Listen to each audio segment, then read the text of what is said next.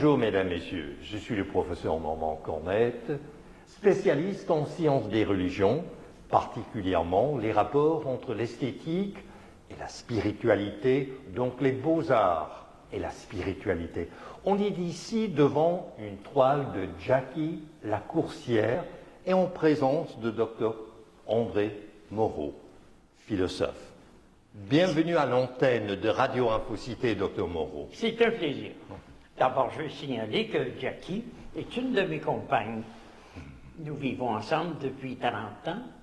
Un partnership amoureux, ouvert, polyérotique, avec options privilégiées et intensité variable.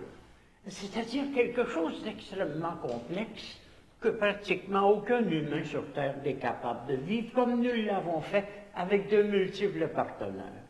C'est comme à l'époque où je vivais à Paris, au début des années 60, et que je rencontrais Paul Ricoeur, qui n'avait pas tellement le temps de me parler, si bien que nous échangions rapidement, soit dans les corridors, soit dans les pissotières, et il était comme dépassé par sa notoriété. Mais à Saint-Germain-des-Prés, comme vous le devinez, il y avait des gens intéressants que je rencontrais, comme Jean-Paul Sartre, Simone de Beauvoir, Jean Marais et Jean-Paul Belmondo. Alors ces gens-là, je connaissais la mère de Jean-Paul Sartre qui allait faire ses courses au marché Port-Royal. Et je vivais dans une sorte d'animation perpétuelle où j'étais à l'époque mariée. Je venais de me marier le jour de mon départ du Canada pour aller faire mon doctorat à Paris. Et j'avais donc une vie amoureuse, j'avais une vie académique, j'avais une vie sociale. Je m'entraînais avec poids et haltères au COPAR, qui était l'Institut sportif de la Sorbonne. Et je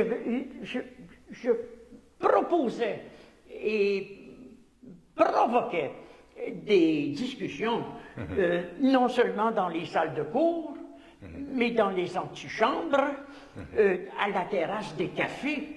Et même parfois, certaines personnes voulaient en venir aux mains, comme à la belle époque médiévale de Paul Abélard, et qu'il utilisait sa dialectique du sic et non. Vous avez devant vous un disputaturus, c'est-à-dire que je suis fort dans la dispute. Et vous parlez de Paul Ricoeur. En tant qu'intellectuel, académique, universitaire, moi-même, j'ai rencontré qu'une seule fois Paul Ricoeur. Il était en toute humilité, en toute modestie, on a dîné ensemble, mais quand on mentionne le nom de Paul Ricoeur, il est plus grand que nature, c'est une sommité de la philosophie post-Deuxième Guerre mondiale. Oui, il faut bien spécifier, car vous savez, les géants de la philosophie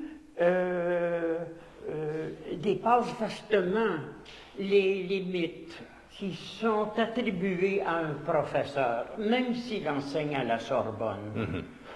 Paul Ricoeur est un phénoménologue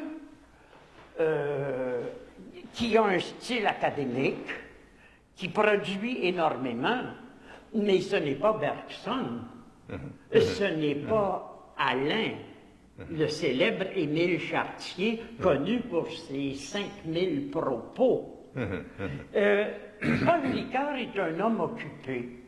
Je n'ai donc pas eu tellement le temps de jaser avec lui, et étant donné le caractère, comment pourrait-on dire, polémique de ma soutenance, il a dû s'excuser auprès de la Sorbonne d'avoir aidé un étudiant à soutenir une thèse anti-cartésienne dans les hauts lieux du cartésianisme. Ricoeur dirigeait des thèses afin de, comment pourrait-on dire, acquérir de l'information au sujet d'auteurs qu'il ne connaissait que peu. Il n'avait pas lu Berkeley, mais moi je l'avais bien lu. Vous comprenez? Il a été surpris que Berkeley, qui était un philosophe irlandais de la première moitié du XVIIIe siècle, était aussi un anticartésien notoire. Et que lorsque Berkeley a rencontré Malebranche à Paris, peu de jours plus tard, Malebranche est mort. Parce qu'il y avait de la dispute dans l'air. Et Berkeley était un provocateur. Lorsque j'ai rencontré le professeur Luce à Trinity College, qui est un remarquable interprète de la pensée berkeleyenne, il m'a dit, mon jeune ami, apprêtez-vous à être ridicule si vous allez dans cette ligne, car Berkeley l'a été toute sa vie. Et moi, personnellement, je lui ai dit, professeur Luce, je n'ai pas peur du ridicule. Je crois même qu'il faut passer par là pour parvenir à être soi-même. Alors, vous parlez de Paul Ricoeur et vous parlez de Trinity College. Je tiens à souligner pour l'auditoire de Radio Infocité, Trinity College est à Dublin, en Irlande. Oui. Donc c'est l'université la plus importante en Irlande. Et quand vous mentionnez phénoménologue, là, pour le commun des mortels, qu'est-ce que c'est? C'est tout simple. Supposons que vous regardez une tasse de café sur la table. Le phénoménologue ne verra pas uniquement le côté ustensiliaire de la tasse de café. Il va la comprendre sur un fond de monde. Il va comprendre que si cette tasse de café apparaît dans votre champ de vision, c'est que vous l'avez constituée comme représentation, et l'étude des intentions de pensée qui ont rendu possible cette perception, c'est ça qui fait l'objet de la phénoménologie. C'est l'étude des phénomènes donnés comme des vécus de conscience. D'accord. Alors, pour résumer votre expérience avec Paul Ricoeur, vous disiez que le contact était peu fréquent. Est-ce que c'est vous qui l'avez choisi comme surveillant de thèse ou comment est-ce que le lien s'est fait? Ça s'est fait très simplement. Il était venu comme visiting professor à l'Université de Montréal. Je l'avais rencontré et je me suis dit, ça serait assez formidable d'appliquer la méthode phénoménologique à la philosophie immatérialiste. Car moi, j'avais en tête quelque chose de plus important que la philosophie. J'avais en tête un désir de me former des vécus immanents, immatérialistes. Est-ce que vous savez que dans l'œuvre complète de Berkeley, que j'ai lue en entier plusieurs fois, il n'y a pas une seule référence à son vécu d'immatérialité. Berkeley est un intellectuel, un théoricien, et moi, je suis un praticien de la pensée. Et c'est là que j'ai dû prendre mes distances par rapport au cartésianisme de la Sorbonne, et que M. Ricoeur a été embarrassé au point d'avoir à s'excuser devant les autorités, parce que j'apportais un point de vue qui n'appartenait pas à l'histoire. N'oubliez pas le mot de Schopenhauer, l'histoire est le grand carnaval du sempiternel pareil. Je suis un historique dans ma démarche, car je ne suis pas un historien de la philosophie. Je suis un praticien de la concrétude de l'être. Alors, j'aimerais boucler la boucle en revenant à ces années, le début des années 60, qui est une décennie tout à fait exceptionnelle, que ce soit aux États-Unis, que ce soit ici au Québec, la Révolution tranquille, en Grande-Bretagne avec les Beatles et tout, et le changement des mœurs, le changement de la compréhension de la sexualité, de la moralité, évidemment sur le plan religieux, il y a beaucoup qui vont quitter le christianisme, les églises, la religion institutionnelle, mais vous êtes à Paris, vous êtes là dans les comme 63, 64, 66. Donc, c'est combien foisonnant cette époque-là. Oui. Jean-Paul Sartre, Simone de Beauvoir, et vous mentionnez d'autres. C'était unique. Oui. Vous étiez en quelque sorte dans une ambiance qui favorisait un débat d'idées. Je vais vous offrir tout à l'heure le premier tome de mon immense journal philosophique qui comporte 36 tomes.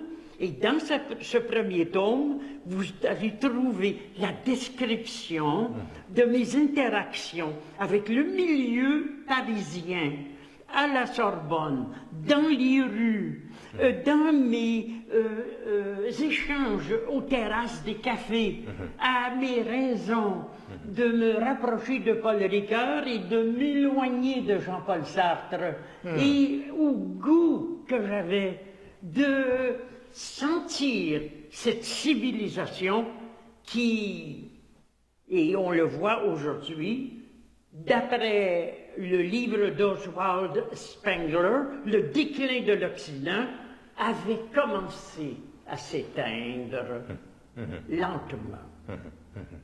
Il y a un beau film intitulé Le Socrate, qui a été tourné par un peintre. Il s'appelle La Poujade. Et La Poujade, dans son film sur le Socrate, montre clairement que c'est le déclin. J'ai favorisé ce déclin au Québec. Lorsque Jackie, une de mes compagnes, la principale, qui expose ici autour de nous ses toiles cette semaine, a rencontré dans le midi de la France une de mes anciennes élèves qui était religieuse.